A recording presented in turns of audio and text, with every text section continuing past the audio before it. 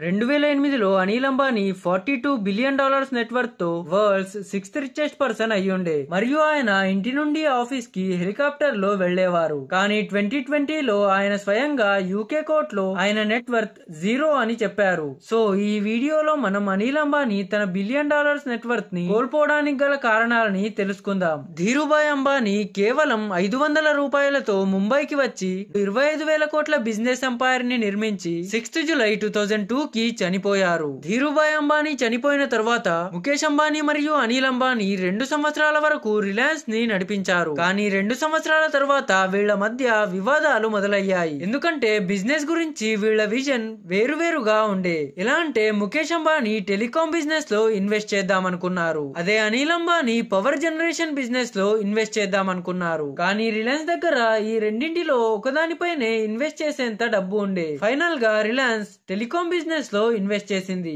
ఇది అనిల్ అంబానీకి నచ్చలేదు. మరియు అనిల్ అంబానీ పాలిటిక్స్ లో ఎంటర్ అయి సమాజ్వాదీ పార్టీ నుండి ఎంపీ అయ్యారు. మరియు అప్పట్లో అనిల్ అంబానీకి వాళ్ళ ఫ్యామిలీ మెంబర్స్ ఫిల్మ్ యాక్ట్రెస్ టీనా మునీమ్ తో పెళ్లి చేసుకోవద్దని అన్నా ఆయన ఆమెతో పెళ్లి చేయకపోతే ఇంటి నుండి వెళ్లిపోతా అనడంతో ఫ్యామిలీ మెంబర్స్ ఒప్పుకోవాల్సి వచ్చింది. కానీ ముఖేష్ అంబానీకి అనిల్ అంబానీ బాలీవుడ్ సెలబ్రిటీస్ తో మరియు పొలిటీషియన్స్ తో క్లోజ్ అవ్వడం నచ్చలేదు. మరియు ధీరుభాయ్ అంబానీ వీళ్ళ ఇద్దరి కోసం ఇలా బిజినెస్ ని డివైడ్ చేయాలి అనే విల్లు రాయలేకుండే. ఇలా వీళ్ళిద్దరి మధ్య వివాదాలు పెరగడం వల్ల వీళ్ళ అమ్మ కోకిలా బెహన్ అంబానీ వీళ్ళ ఇద్దరికి సమానంగా ఆస్తిని పంచాలని నిర్ణయించుకొని 18 జూన్ 2005 కి వీళ్ళ ఆస్తి పంపకాన్ని అఫీషియల్ గా అనౌన్స్ చేశారు. ఈ ఆస్తి పంపకాల్లో ముఖేష్ అంబానీకి రిలయన్స్ ఇండస్ట్రీస్ మరియు ఐపీసీఎల్ వచ్చింది. తర్వాత ఐపీసీఎల్ ని రిలయన్స్ లో కలిపేశారు. రిలయన్స్ ఇండస్ట్రీస్ పని ఏంటంటే crude oil refining, petrochemical production మరియు ఆయిల్ అండ్ గ్యాస్ ఎక్స్ప్లోరేషన్. అదే అనిల్ అంబానీకి ఆస్తి పంపకాల్లో రిలయన్స్ క్యాపిటల్,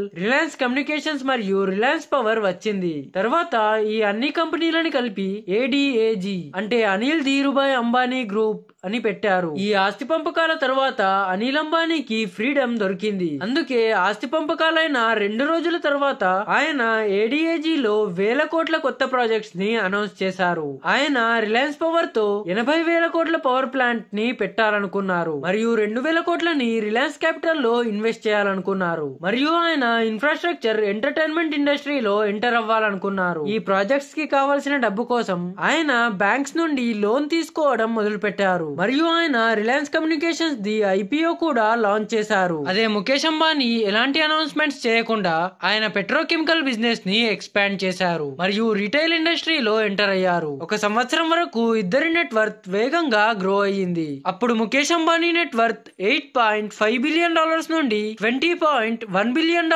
అయ్యుండే. మరియు ఆయన వరల్డ్స్ 14th రిచెస్ట్ పర్సన్ అయ్యుండే. అదే అనిల్ అంబానీ నెట్వర్త్ $5.7 బిలియన్ నుండి $18.2 బిలియన్ అయ్యుండే. మరియు ఆయన వరల్డ్స్ 18th రిచెస్ట్ పర్సన్ అయ్యుండే. అనిల్ అంబానీ నెట్వర్త్ ఇంత వేగంగా పెరగడానికి ముఖ్య కారణం రిలయన్స్ కమ్యూనికేషన్ ఐపీఓ. మరియు 2008 లో ఆయన ఇంకో కంపెనీ అయిన రిలయన్స్ పవర్ ఐపీఓ ని లాంచ్ చేయాలనుకున్నారు. అప్పట్లో రిలయన్స్ పవర్ 12 వేరు పవర్ ప్రాజెక్ట్స్ లలో పనిచేసేది. ఈ 12 ప్రాజెక్టులలోని ఒక ప్రాజెక్ట్ అయిన దాద్రి ప్రాజెక్ట్ అనిల్ అంబానీది డ్రీమ్ ప్రాజెక్ట్ ఉండే. ఇది నేచురల్ గ్యాస్ ని ఉపయోగించి 7,480 మెగావాట్స్ ఎలక్ట్రిసిటీని జనరేట్ చేసేది. ఈ ప్రాజెక్ట్ పూర్తయితే ఇది ప్రపంచంలోనే అతిపెద్ద పవర్ ప్లాంట్ అవుతుండే. వీటన్నింటిని చూసి కంపెనీ ఫ్యూచర్ బాగుంటుందని జనాలు నమ్మారు. రిలయన్స్ పవర్ ఐపీఓ లాంచ్ అయినప్పుడు ఒకే నిమిషంలో ఫుల్లీ సబ్స్క్రైబ్డ్ అయ్యుండే. ఐపీఓ నుండి రిలయన్స్ పవర్ $3 బిలియన్ ని రేస్ చేసింది. మరియు అప్పట్లో ఈ ఐపీఓ మన దేశపు అతిపెద్ద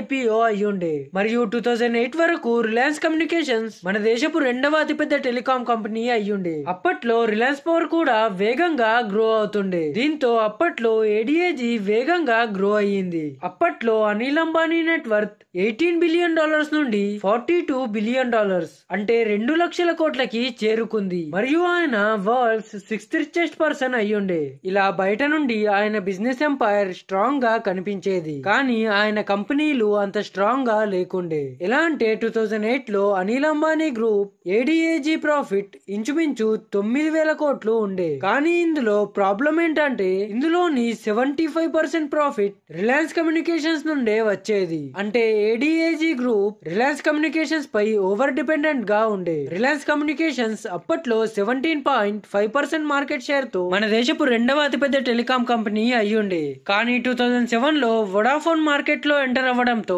ఎయిర్టెల్ వేగంగా ఎక్స్పాండ్ చేయడంతో రిలయన్స్ కమ్యూనికేషన్స్ యూజర్స్ తగ్గిపోవడం మొదలయ్యుండే. మరియు రిలయన్స్ కమ్యూనికేషన్స్ లో అనిల్ అంబానీ చేసిన అతిపెద్ద తప్పేంటంటే రిలయన్స్ కమ్యూనికేషన్స్ ని సమయంతో పాటు అభివృద్ధి చేయలేదు. ఎలా అంటే 2002 లో రిలయన్స్ కమ్యూనికేషన్స్ లాంచ్ అయినప్పుడు జనాలు మొబైల్ ఫోన్స్ ని కేవలం కాల్స్ కోసమే ఉపయోగించేవారు. అందుకే రిలయన్స్ కమ్యూనికేషన్స్ CDMA టెక్నాలజీని ఉపయోగించేది. ఇది కాల్స్ కోసం మంచి క్వాలిటీ కవరేజ్ ని ప్రొవైడ్ చేస్తుంది. కానీ ఈ టెక్నాలజీతో 3G ఇంటర్నెట్ స్పీడ్ స్లోగా ఉంటుండే మరియు ఈ టెక్నాలజీ 4G నెట్వర్క్ ని సపోర్ట్ చేసేది కాదు. అందుకే ఇంటర్నెట్ యూజర్స్ పెరుగుతున్న కొద్దీ వాళ్ళకి ఇంటర్నెట్ స్పీడ్ స్లోగా రావడంతో రిలయన్స్ కమ్యూనికేషన్స్ యూజర్స్ ఎయిర్టెల్ మరియు వొడాఫోన్ వైపు వెళ్లడం మొదలు పెట్టారు. ఈ కంపెనీలు GSM టెక్నాలజీని ఉపయోగించేవి కాబట్టి ఈ కంపెనీల ఇంటర్నెట్ వేగంగా ఉండేది. దీన్ని గమనించి అనిల్ అంబానీ GSM టెక్నాలజీలో ఇన్వెస్ట్ చేసేందుకు వేల కోట్ల లోన్ ని తీసుకున్నారు. కానీ అప్పటి వరకు చాలా లేట్ అయి ఉండే. ఇక్కడి నుండి అనిల్ అంబానీ ప్రాబ్లమ్స్ మొదలయ్యాయి. అనిల్ అంబానీకి ఇంకో ఎదురు దెబ్బ రిలయన్స్ పవర్ నుండి తగిలింది. రిలయన్స్ పవర్ వి దాద్రి మరియు షాపూర్ లో 2 గ్యాస్ ఫైర్డ్ పవర్ ప్లాంట్స్ ఉండే. ఈ ప్లాంట్స్ నేచురల్ గ్యాస్ తో కరెంట్ ని తయారు చేసేవి. కానీ నేచురల్ గ్యాస్ సప్లై కోసం అనిల్ అంబానీ ముఖేష్ అంబానీ పై డిపెండ్ అయి ఉండే. వీళ్ళ ఆస్తి పంపకాల సమయంలో ఇద్దరి మధ్య ఒక అగ్రిమెంట్ అయి ఉండే. ఈ అగ్రిమెంట్ లో ఏముండే అంటే Reliance industries $2.34 per unit rate తో రిలయన్స్ పవర్ కి నేచురల్ గ్యాస్ సప్లై చేసేది ఉండే. కానీ ముఖేష్ అంబానీ ఈ ధరను రెండింతలు పెంచారు. దీంతో రిలయన్స్ పవర్ ఇన్పుట్ కాస్ట్ పెరిగింది మరియు ప్రాఫిటబిలిటీ తగ్గింది. ఈ కారణంగా అనిల్ అంబానీ ముఖేష్ అంబానీ పై బాంబే హైకోర్టులో బ్రీచ్ ఆఫ్ కాంట్రాక్ట్ అంటే ఒప్పందాన్ని ఉల్లంఘించినందుకు ముఖేష్ అంబానీ పై కేసు ఫైల్ చేశారు. 2009 లో అనిల్ అంబానీ కేసు గెలిచారు. కానీ ముఖేష్ అంబానీ సుప్రీం కోర్టులో ఈ డిసిజన్ కి అగేనెస్ట్ గా అపీల్ చేశారు. 2010 లో సుప్రీం కోర్టు ముఖేష్ అంబానీకి ఫేవర్ లో ఆర్డర్ ని ఇచ్చింది. దీంతో అనిల్ అంబానీ ఎక్కువ ధరలో గ్యాస్ ని కొనడం తప్ప ఆయనకి వేరే ఆప్షన్ లేకుండే. ఆయన ఈ ప్రాబ్లమ్స్ తో డీల్ చేస్తుండగా ఆయనకి ఇంకో ఎదురు దెబ్బ తగిలింది. అదేంటంటే ఉత్తరప్రదేశ్ గవర్నమెంట్ 2004 లో ఎమర్జెన్సీ పవర్స్ ని ఉపయోగించి రైతుల నుండి 2100 ఎకరాలని తీసుకుంది. అదే భూమిని గవర్నమెంట్ రిలయన్స్ పవర్ కి ఇచ్చింది. ఈ ప్లేస్ లో అనిల్ అంబానీ అతని అతిపెద్ద ప్రాజెక్ట్ అయిన దాద్రి ప్రాజెక్ట్ ని ఇక్కడే సెటప్ చేయడం మొదలు పెట్టుండే. కానీ 1000కి పైగా రైతులు దీనికి అగైనెస్ట్ గా కేసు ఫైల్ చేశారు. దీంతో హైకోర్టు మరియు సుప్రీం కోర్టు ఈ రెండు రైతులకి ఫేవర్ లో తీర్పునిచ్చాయి. తర్వాత అనిల్ అంబానీకి ఈ భూమిని రైతులకి తిరిగి ఇవ్వాలనే ఆర్డర్ ని ఇచ్చింది. దీనివల్ల దాద్రి ప్రాజెక్ట్ ని డిస్కంటిన్యూ చేయాల్సి వచ్చింది. దీంతో రిలయన్స్ పవర్ కి చాలా లాస్ అయ్యింది. 2015 వరకు రిలయన్స్ క్యాపిటల్ తప్ప అనిల్ అంబానీవి అన్ని కంపెనీలు లాస్ లో ఉండే. GSM టెక్నాలజీలో ఇన్వెస్ట్ చేసిన తర్వాత కూడా రిలయన్స్ కమ్యూనికేషన్స్ మార్కెట్ షేర్ సగానికి పడిపోయింది.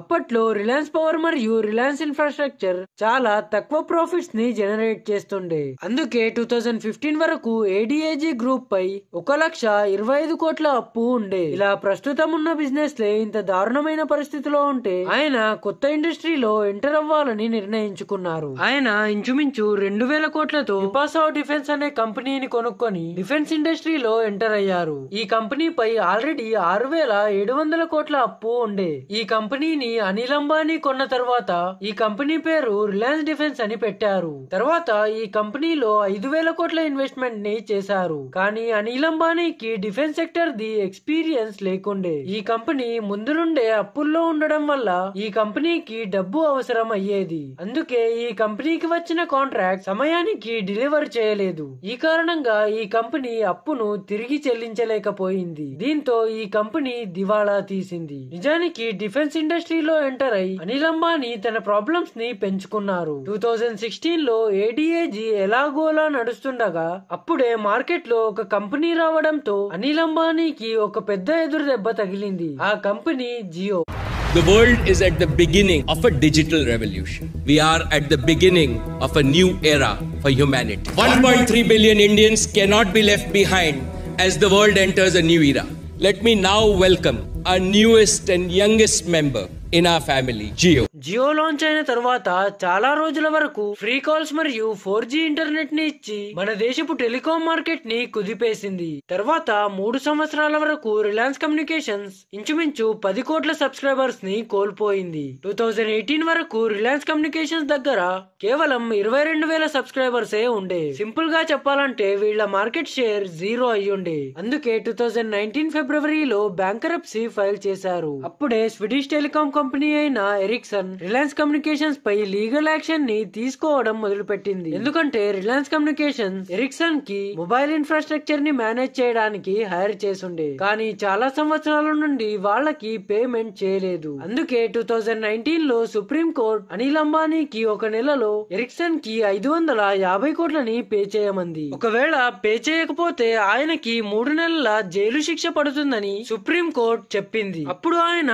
జైలుకి వెళ్లడం తప్ప ఆయన దగ్గర వేరే ఆప్షన్ లేకుండే. కానీ అప్పుడే చివరి రోజు ముఖేష్ అంబానీ ఎరిక్సన్ పేమెంట్ ని క్లియర్ చేసి అనిల్ అంబానీని సేవ్ చేశారు. అప్పట్లో రిలయన్స్ క్యాపిటల్ పై అనిల్ అంబానీకి లాస్ట్ హోప్ ఉండే. కానీ 2019 వరకు అది కూడా దివాళా తీసే పరిస్థితికి వచ్చుండే. ఏడీఏజీ ఈ పరిస్థితిని చూసి లోన్ ఇచ్చిన బ్యాంకులన్నీ ఆయనపై కేసు ఫైల్ చేయడం మొదలు పెట్టాయి. ఆయన అన్ని కంపెనీలు లాస్ లో ఉండడం వల్ల లోన్స్ ని కట్టడానికి ఆయన ఒకదాని తర్వాత ఒక కంపెనీని అమ్మడం మొదలు పెట్టారు. వీటన్నింటి తర్వాత 2021 వరకు ఏడీఏజీ పై 20,000 కోట్ల అప్పు ఉండే. ప్రస్తుతం అనిల్ అంబానీది ఆన్ పేపర్ నెట్వర్త్ ఆల్మోస్ట్ 0.